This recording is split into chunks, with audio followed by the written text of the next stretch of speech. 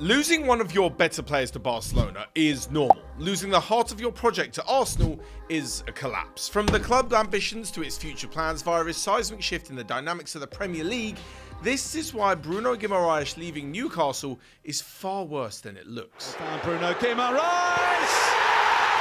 When Bruno Guimaraes arrived on Tyneside in January 2022, 4 months into the Saudi takeover, Newcastle United acquired something far bigger than a £40 million midfielder.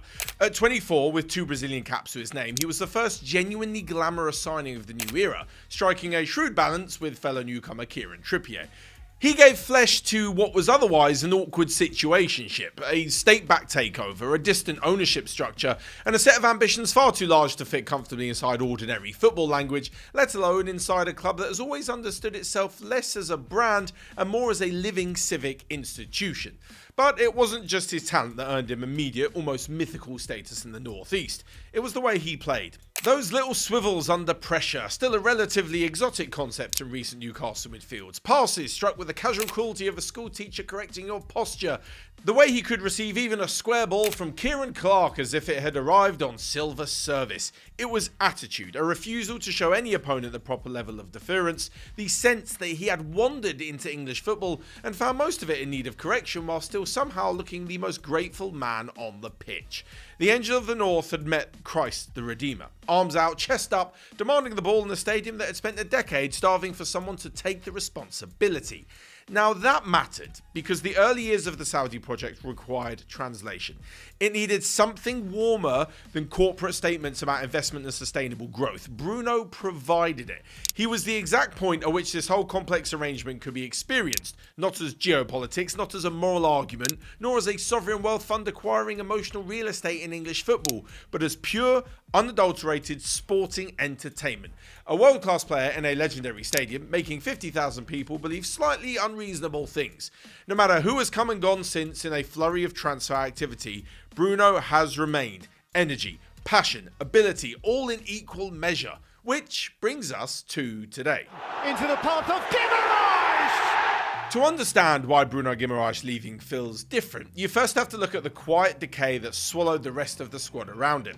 The summer of 2026 wasn't supposed to look like a fire sale, but beneath the surface, a toxic apathy had been creeping into Tyneside for months. 𝗘𝗫𝗧𝗏𝗘's eventual departure was inevitable, Father Time catching up with a warrior whose legs could no longer match his intellect. But Anthony Gordon and Sandro Tonali were slightly different. Over the last 6 months, their body language did little to hide a growing desire to be anywhere else. Newcastle's slide to a disappointing 12th place finish stripped of European football entirely was the physical proof that the momentum had died. The squad had lost its hunger, all except for one man. Because while the project crumbled around him, Bruno turned in the finest individual season of his Newcastle career. As club captain, he refused to let the standards drop. Even while playing 800 fewer league minutes due to a punishing schedule and minor niggles, he delivered 9 Premier League goals, more than in any other campaign. In a side that was drifting aimlessly towards mid-table mediocrity, Bruno was the single high-voltage wire keeping the club's pulse alive. Had he been fit to play more than 29 league games, Newcastle wouldn't have finished 12th. Simple as that.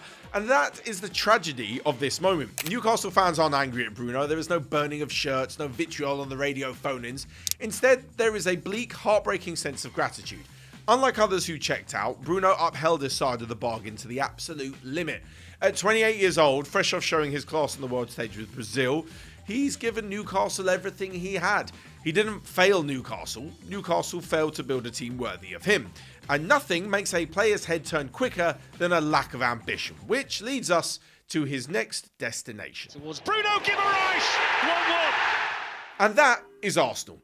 Arsenal represent the exact domestic benchmark Newcastle was supposed to be challenging 5 years into this project. Coherent, modern, and upwardly mobile.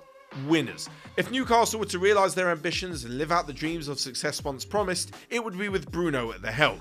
But what happens when the rising tide lifting all ships flows down the River Tyne and out into the open ocean? What does it mean when the man who made the entire strategy believable in the first place leaves the project?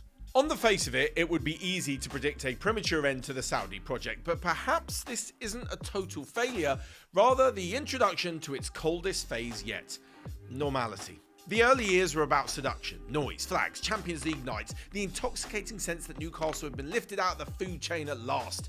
This summer suggests something more complicated. Supporters feel the rush of possibility, players confront the pace of progress, owners think in assets, timelines and portfolios. Bruno made that arrangement feel like love. His departure would make it look more like business. The offer of a new contract in January wasn't possible with Champions League football looking so unlikely, and it proved unachievable. It was probably futile regardless. Realistically, Newcastle can't pay close to what a club like Arsenal can more comfortably afford. Neither can Newcastle offer European football or the potential of a title-challenging season. Furthermore, putting Guimaraes' salary up, he's already one of the top earners at the club, will send him so far clear of anyone else in the dressing room that it risks destabilising the squad at a time when unity is an essential commodity.